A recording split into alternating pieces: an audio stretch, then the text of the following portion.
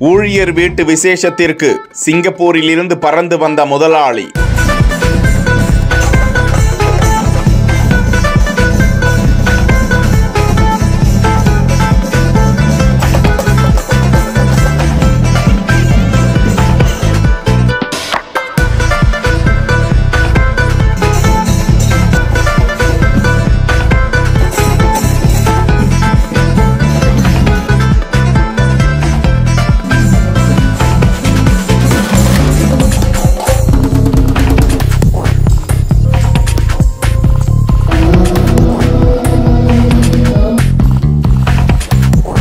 ஊர் மக்கள் புடைசூழ உற்சாக வரவேற்பு.